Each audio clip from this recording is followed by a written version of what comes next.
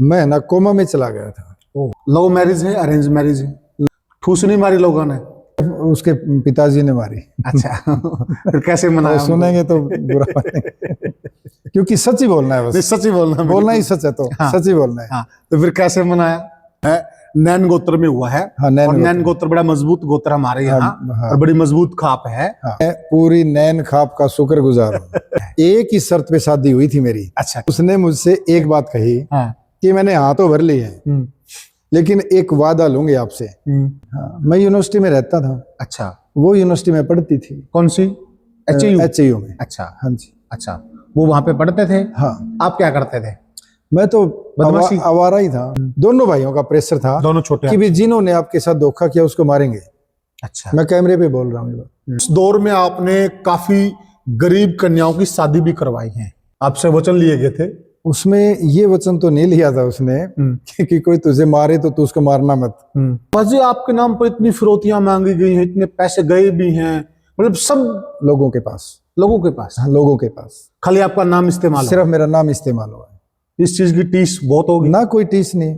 ये टीस तो होगी ना, ये आपके नाम पर लोगों को लूटा गया। ये बता दी, पीड़ाएं बहुत हैं। मतलब कभी नहीं लौटना चाहूंगा ना, नहीं लौटना चाहिए। मैं लौटना तो चाहूंगा ही नहीं। मैं तो और मेरे बच्चों से भी कह रहा हूँ कि प्लीज हाथ जोड़ के आप लोगों से मेरी हम्बल रिक्वेस्ट है कि प्लीज इस रास्ते में अगर जाने की सोच रहे हैं तो मत जाए। नाचने लगे तो घूंघट नहीं होना चाहिए। सही बात है। सच बताऊं, जो मेरी पेंशन आती है ना, वो सारी पेंशन मेरी तेल में ही चली जाती है। और मेरे घर पे मैं अगर कोई शर्ट भी ले आता हूँ ना दुकान से, बिना पूछे या बिना उसके, तो घर पे आके मुझे सुनना पड़ता है, अब पैसे कहाँ से आ गए?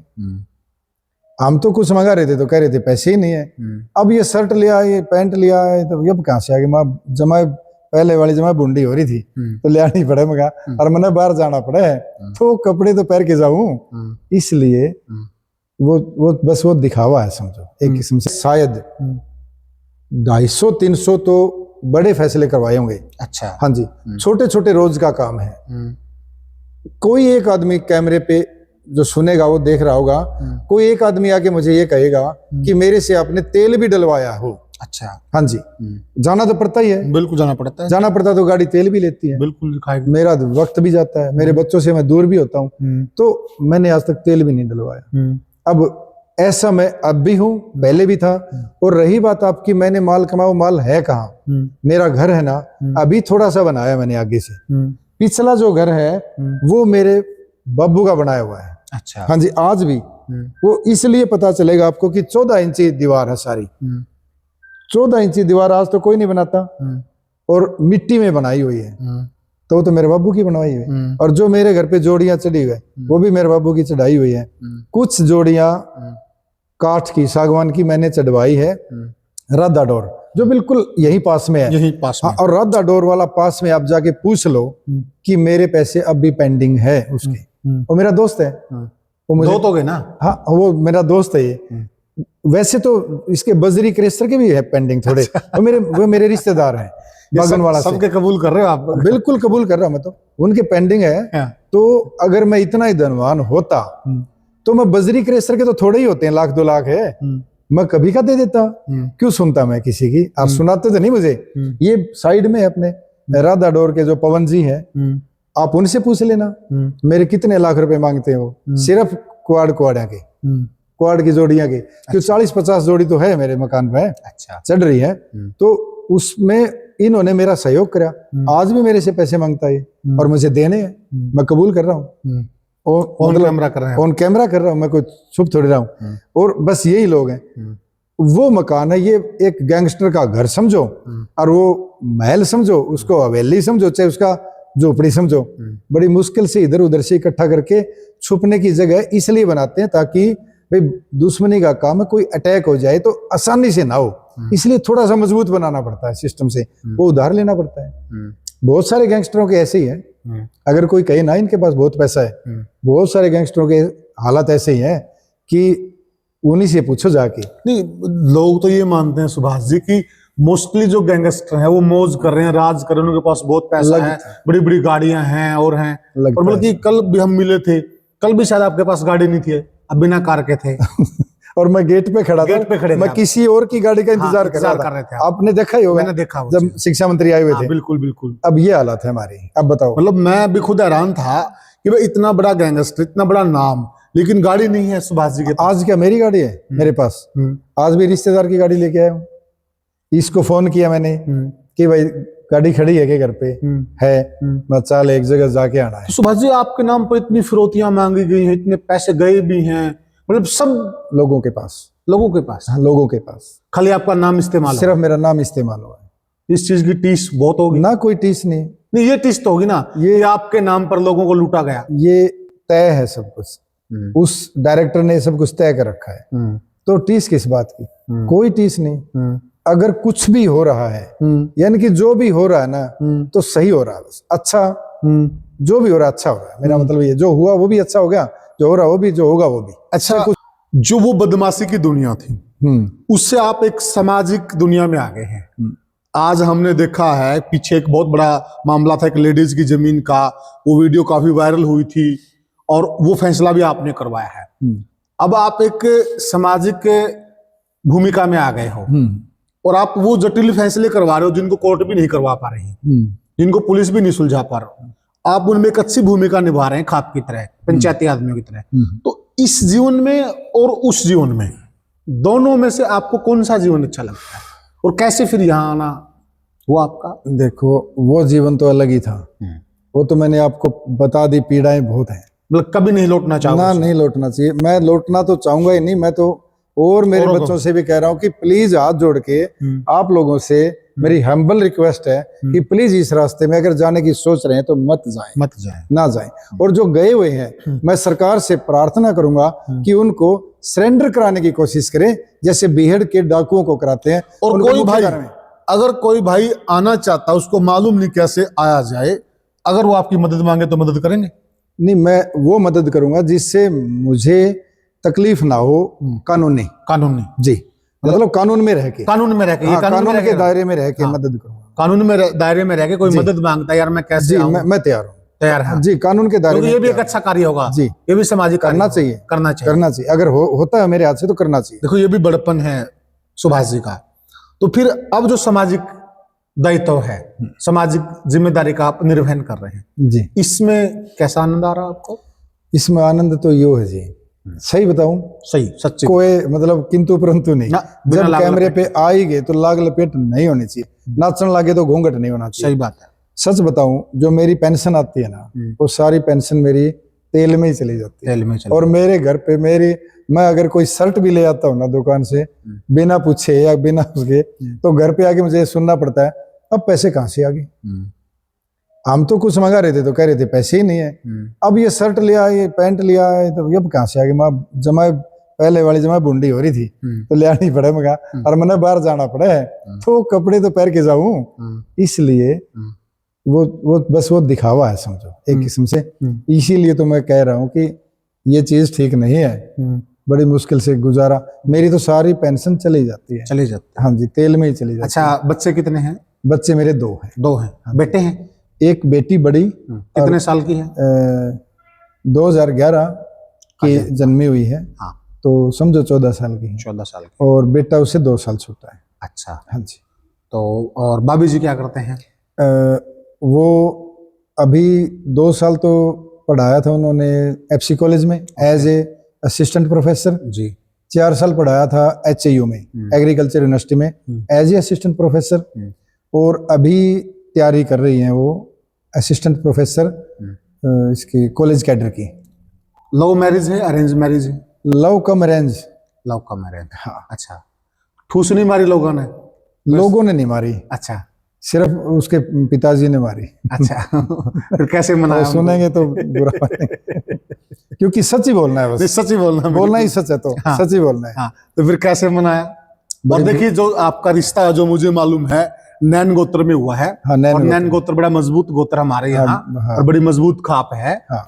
तो फिर मतलब नैन साहब को कैसे मनाया? मैं पूरी नैन खाप का शुक्रगुजार हूँ। पूरी नैन खाप का मैं शुक्रगुजार हूँ। नैन खाप की कोई भी बात अगर मेरे शरीर से भी कुछ जाए, अगर कोई मैं मदद कर पाऊं, तो खुली मदद करूँ। तो भी कर्ज नहीं उतरेगा जी, उनका? कर्ज नहीं उतरेगा मेरे से। उन्होंने आपको अपनी बेटी दे दी? जी जी, हीरा दिया है जी, हीरा दिया। हीरा दिया है मेरे अच्छा, घर को पूरा खुद संभाला है और आपको भी संभाला है। को। उन्होंने आपके जीवन में जो काफी बदलाव है जो मैं जान पाया हूँ, तो उनमें उनका बहुत बड़ा योगदान है। एक ही शर्त पे शादी हुई थी मेरी, अच्छा, क्या शर्त थी? पूरे फैमिली, और मेरी धर्मपत्नी का नाम पूनम है। अच्छा, वैसे डॉक्टर लगता आगे नाम के, डॉक्टर पूनम। उन्होंने डॉक्टर बता भी दे क्योंकि वो पीएचडी पास आउट है। हाँ जी, पीएचडी टॉप की है उन्होंने। और छोटी बात नहीं है, आप देखिए पीएचडी यानी कि बुद्धि डॉक्टर, जो पढ़ाई की डॉक्टर ने शादी किससे की? जिसको लोग गैंगस्टर कहते हैं। और फिर कैसे हुई बताइए, रोचक। और राष्ट्रपति से अपने जो अवार्डी भी है वो। हाँ, राष्ट्रपति से गोल्ड मेडलिस्ट भी है। गोल्ड मेडलिस्ट भी है? हाँ जी। अच्छा, उनके नाम पेटेंट भी है। तो कैसे बेवकूफ बनाया कम से कम 40-50 उनके वो है, पेपर पब्लिश है, काफी है उनके। तो पढ़ाई लिखाई के डॉक्टर को बेवकूफ कैसे बनाया? बेवकूफ बनाने की जरूरत ही नहीं थी।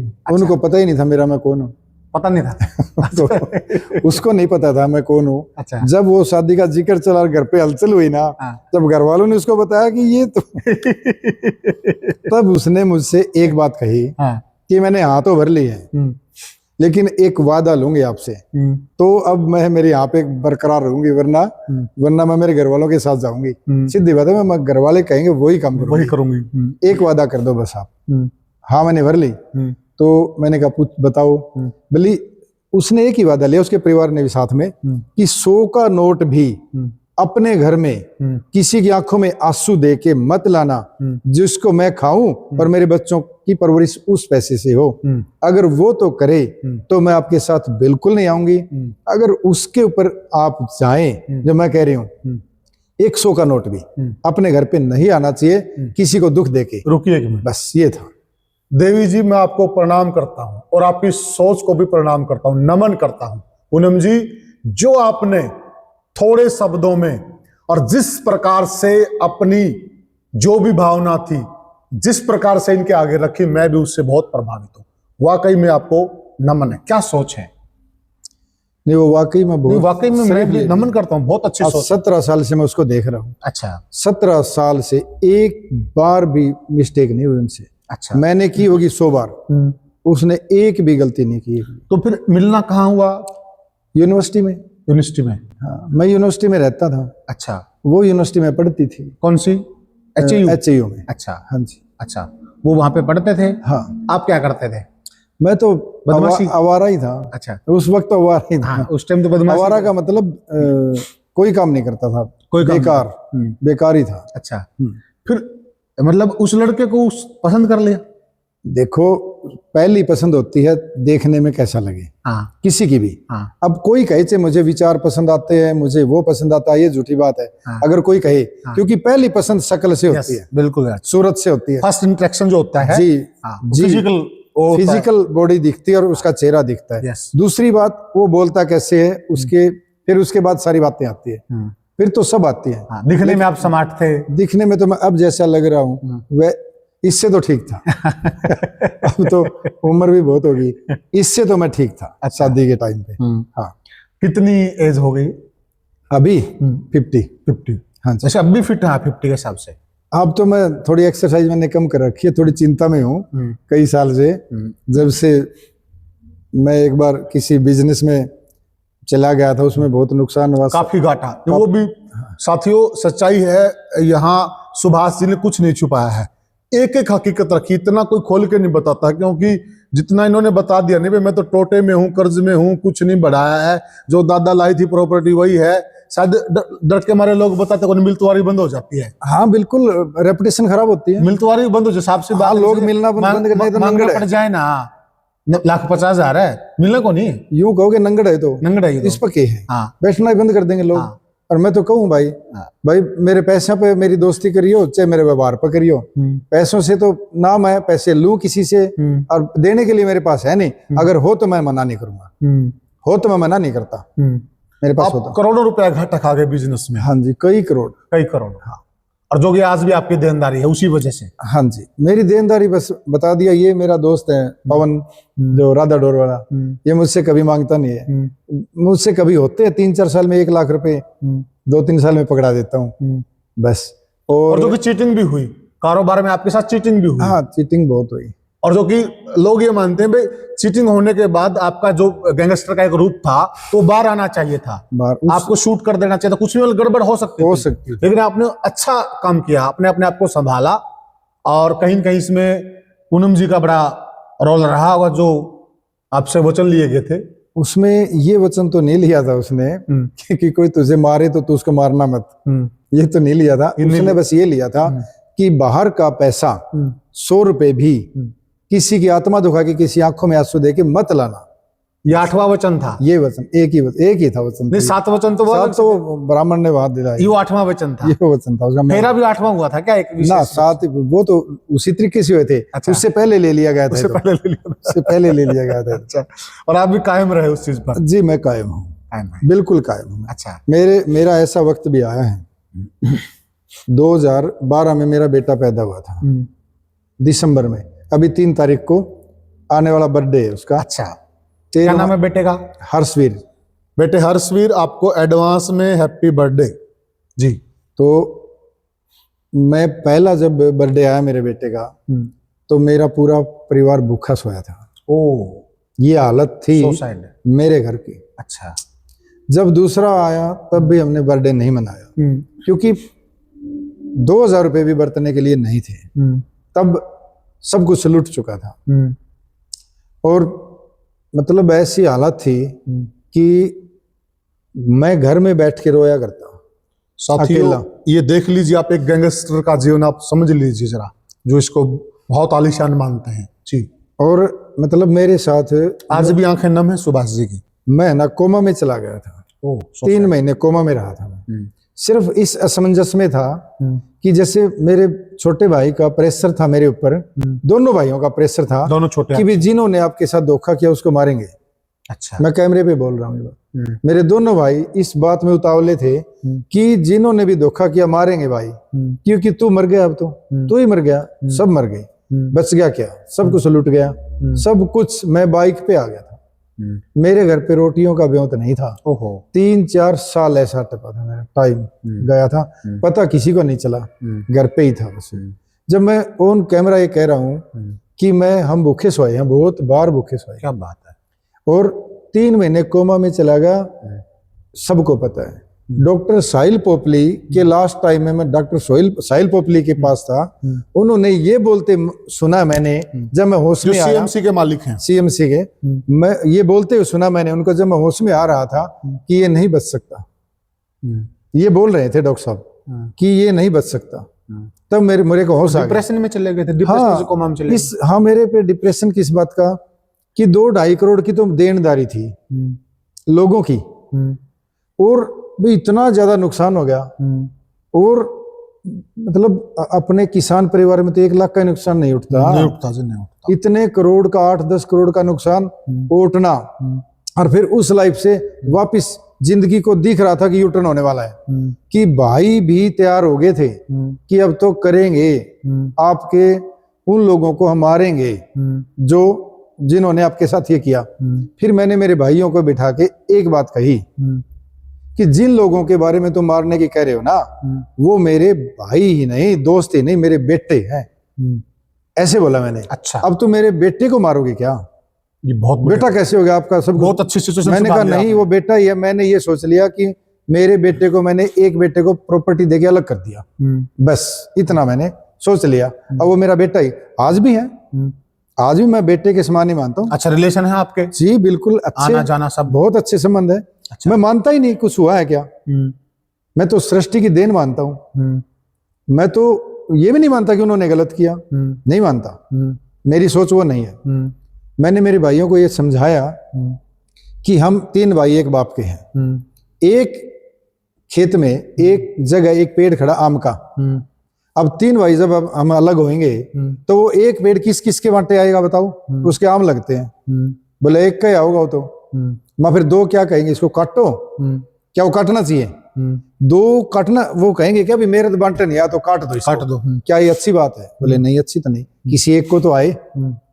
तो मैंने कहा बस वही बात है, वो मेरा बेटा है, मेरा भाई है, बस सही है, उसके पास है, मैं खुश हूं।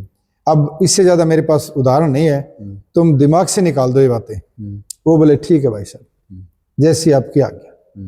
अब भी ऐसे ही है मेरे भाई, बहुत बढ़िया। जैसे राम लक्ष्मण होते हैं ना, नहीं, बहुत अच्छा फैसला। ऐसे ही मेरे भाई हैं अब भी। मैं दोनों को मैं भी सलाम करता हूँ कि उन्होंने एक सिचुएशन को संभाला। उस वक्त बहुत बड़ी गलती हो सकती थी, बहुत बड़ी गलती हो सकती बहुत थी, पेशेंस और रखा मैंने। बहुत उथल पुथल आपकी जिंदगी में वो ला सकती थी दोबारा से। मैं कह रहा हूँ बहुत पेशेंस रखा मुझे। मैं कह रहा हूँ जिस तरह से आप लौट के आए थे ना, दोबारा से आप वहीं जा उसी लाइन पे जा ही सकता था, लेकिन मैं तो कमरे में बंद होके रोया हूँ। मैं भगवान से पूछता था कि क्या गलती हुई है मेरे से, पूछता था मैं। लेकिन अब मुझे लगता है कि गलती नहीं, ये तय होता है, कुछ सिस्टम तय होता है, ये होना ही होता है। डायरेक्टर है, उसने फिल्म बना रखी थी, तो क्या दुख पाना इससे, कोई दुख नहीं पाना। अब तो ठीक है। अच्छा सुभाष जी, उस दौर में आपने काफी गरीब कन्याओं की शादी भी करवाई है, जो कि लोग आपके उस जीवन से तो वाकिफ हैं, लेकिन उस दौर में आपने अच्छा भी बहुत किया है। कई लोग उस दौर से वाकिफ नहीं है, उस पहलू से वाकिफ नहीं है, तो वो सोच फिर कहां से आई? जब उम्र थी 21 साल, जब हम फरार थे, उस वक्त जैसे मांगता तो कोई और था, मांगता तो कोई और ही था, फिरौती तो कोई और ही मांगता था।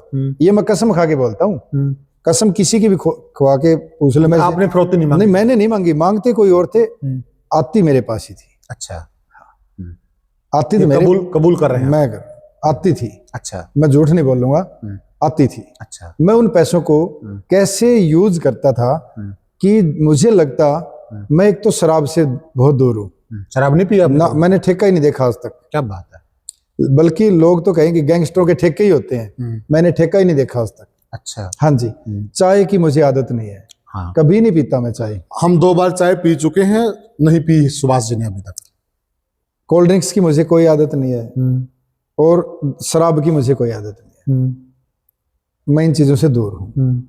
और किस बात पे थे हम, भूल गया मैं, कि गरीब कन्याओं की आप शादी करवाते थे। वो क्या था, जैसे पैसे आ गए, मेरे दोस्त जो मेरे सराउंडिंग में जो मेरे साथ होते थे, उनको मैंने ये बोल रखा था कि भी आसपास के एरिया में, अपने गांव में या कहीं भी अगर लगे कि उसका बाबू कमांदा को नहीं या दारू का बैल नहीं होना चाहिए, कमावर दारू मोडावर ना है उसके नहीं, और जिसकी बेटी 20 साल के या 20 से ऊपर हो गई, मेरे पास नाम लाओ, 1 लाख या 2 लाख, जब 1 या 2 लाख में तो एक ठड्डा ब्याह होया करता, ठड्डा ब्याह होया, क्योंकि 1 लाख 1 किले की कीमत होया करती रोड के ऊपर। आज जो रोड पे 1 करोड़ कीमत है ना, वो 1 लाख कीमत होया करती किलियां की, क्योंकि मैंने बेचने काटे थे जब मेरे याद है।